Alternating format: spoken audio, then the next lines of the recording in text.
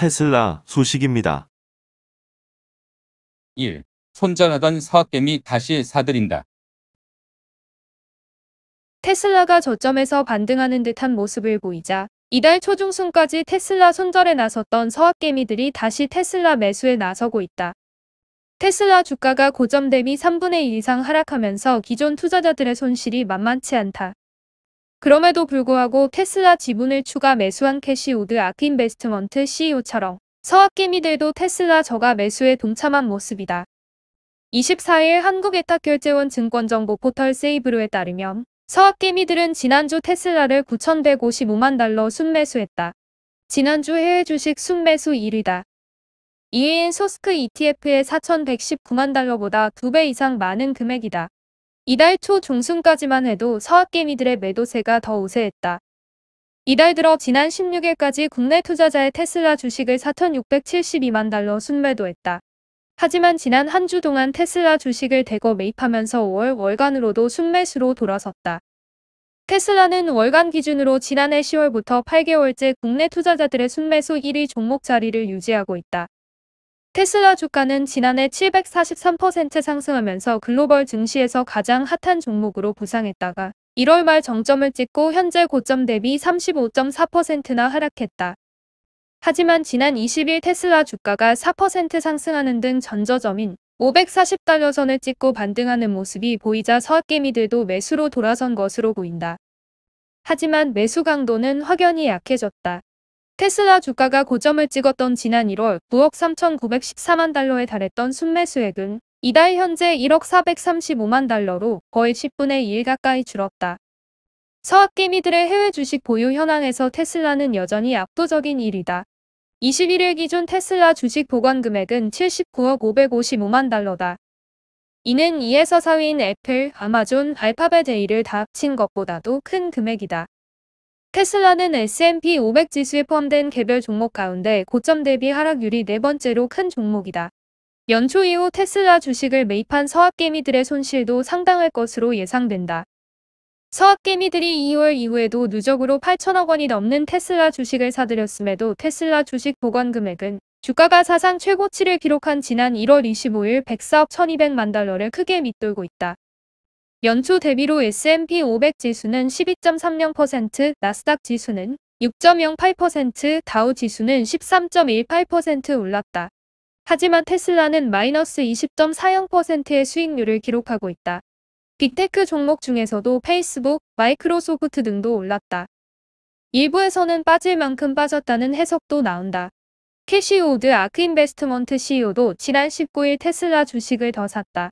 세계의 ETF에서 총 69,508주를 매입했다. 당일 종가 기준으로 3,916만 달러에 달하는 금액이다. 이들 ETF는 테슬라 한 종목의 비중이 10%를 모두 웃돌고 있다.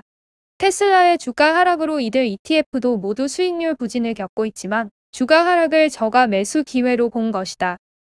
추가 하락을 점치는 시각도 적지 않다. 2008년 글로벌 금융위기를 예견해 큰 수익을 낸 마이클 버리가 이끄는 사이언 에셋 매니지먼트는 테슬라 풋옵션을 8만 100주를 갖고 있다고 신고했다. 풋옵션은 주가 하락에 베팅하는 파생 상품이다.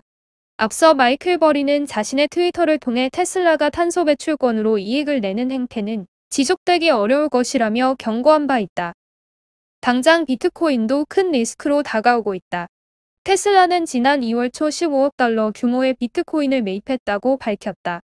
이후 테슬라 주가와 비트코인 시세가 동기화되는 모습을 보이고 있다. 지난 12일 일론 머스크 CEO가 테슬라의 비트코인 결제 중단을 선언하자 비트코인 가격이 급락하면서 테슬라 주가도 덩달아 하락했다. 웨드부시의 다니엘 아이브스 애널리스트는 테슬라는 좋든 나쁘든 이제 비트코인 가격에 크게 묶여 있다라며 머스크가 비트코인에 대해 오락가락하는 모습을 보이는 것은 투자자들이 원치 않는 모습이라고 지적했다. 2. 차주 1인당 16,000달러 배상 명령. 업데이트 후 배터리 성능 저하. 세계에서 전기차 보급률이 가장 높은 노르웨이에서 테슬라가 곤욕을 치르고 있다. 노르웨이 연방거래위원회는 최근 모델 S, 모델 X 소유자에게 각각 16,000달러를 배상하라고 테슬라에 명령했다. FTC는 지난 2019년 소프트웨어 업데이트 이후 배터리 성능이 급격히 떨어졌다는 소비자 불만을 조사한 결과 사실로 드러났으며 이에 따라 배상을 결정했다고 밝혔다. 테슬라는 앞서 미국을 비롯한 세계 곳곳에서 같은 이유로 피해 보상을 요구하는 소송을 당했다. 해당 차량 소유자들은 테슬라 소프트웨어 업데이트 이후 배터리 성능이 갑작스럽게 떨어지는 현상이 발생했다고 주장하고 있다. 노르웨이에서는 배터리 성능뿐만 아니라 출력 성능, 주요 디지털 장비 이상 현상이 자주 발생한 것으로 나타났다. FTC는 미국에서 판매되는 동일 모델보다 주행거리가 짧아졌고 충전 시간은 더 길어졌다라고 지적했다. 현지에서는 테슬라가 배터리 수명을 늘리기 위해 의도적으로 소프트웨어 업데이트를 통해 배터리 충전 용량을 제한하고 성능을 저하시켰다는 주장이 나온다. 테슬라는 이런 지적에 대해 배터리를 보호하고 수명을 개선시킬 목적이라며 사실을 인정한 적이 있다. 노르웨이 당국은 테슬라가 명확한 답변과 해결책을 내놓지 않으면 모델 S P85D, 모델 X P85D 등 해당 차량 소유자에게 각각 16,000달러 피해 보상을 해야 한다고 분명히 밝혔다. 노르웨이는 이전에도 엔진 출력이 과대 표시됐다는 이유로 차량 소유자에게 각각 8,000달러를 지불하라는 명령을 테슬라에 내린 바 있다. FTC는 소프트웨어 업데이트 이후 주행거리나 충전시간, 출력 저하 등의 문제뿐만 아니라 다른 디지털 장비에서 이상 현상이 발생할 수 있다며 이런 증거를 잘 보존하고 제출해 줄 것을 당부했다. 한편 노르웨이는 전체 신차 판매량 절반 이상을 전기차가 차지하고 있는 세계 유일 국가다. 그만큼 전 세계 완성차 브랜드 간 경쟁이 그만큼 치열한 곳이어서 이번 사태가 테슬라 입지를 좁게 만들 것이라는 전망이 나왔다. 애플 소식입니다. 1. 에픽 vs 애플 최종 판결 남아. 쟁점은 에픽게임즈와 애플 간 3개의 재판이 약 3주간의 일정을 끝냈다. 지난해 에픽게임즈가 애플을 상대로 앱스토어의 30% 수수료와 결제 수단 방제 적용이 부당하다며 소송한 바 있다. 지난 3일 오클랜드 연방법원에서 재판을 시작해 24일 마무리됐다. 이본 곤잘레스 로저스 판사가 사건을 맡았다. 최종 판결이 나오기까진 수개월이 걸릴 전망이다. 재판에서 에픽은 애플이 아이폰과 아이패드 앱 배포 시장에 대한 통제권을 행사하면서 앱 수수료를 통해 수익을 창출한다고 주장했고, 애플은 구글과 마이크로소프트 등이 운영하는 수많은 기기의 거래 시장과 경쟁하고 있다고 반박했다. 다만 에픽 측은 iOS에서 유일한 앱마켓인 앱스토어 대체는 불가능하다고 재차 반론을 내기도 했다. BBC 등에 따르면 에픽게임즈는 게임을 포함한 모든 앱으로 소송 확전을 원했다. 에픽은 외부 결제 수단 적용으로 앱스토어에서 퇴출당한 포트나이트를 게임이 아닌 메타버스 앱으로 정의했다. 에픽 측은 사회적 장소인 메타버스를 구축했다고 주장했다. 반면 애플은 앱스토어 전반으로 확전을 경계하며 소송을 게임 범주로 좁히고 싶어 했다는 설명이다. 현재 애플 앱스토어 대부분 수익은 게임에서 발생한다. 이와 관련해 로저스 판사가 물었고 팀 쿡 애플 대표가 맞다고 인정했다. 판사는 불균형적 돈을 버는 것처럼 보인다며 마치 다른 사람들에게 보조금을 주는 것과 같다고 평했다. 애플이 우려할 만한 지점이라는 분석도 내놨다.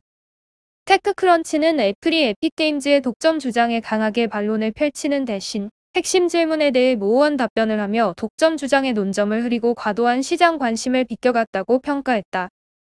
외신에 따르면 팀 쿡 애플 대표는 앱스토어가 애플 비즈니스에 통합된 구조로 작동한다는 등 독립형 구조가 아니며 앱스토어 수입에 대한 정확한 수치를 제시하지 않았다. iOS 검색 엔진을 구글로 유지하는 거래에서 대가가 얼마인지에 대해서도 숫자를 기억하지 못한다고 답했다. 에픽게임즈 측은 독점 앱스토어라는 점을 공격했으나 애플 측은 이번 소송으로 힘들게 구축한 앱스토어 모델을 망칠 것을 우려했다.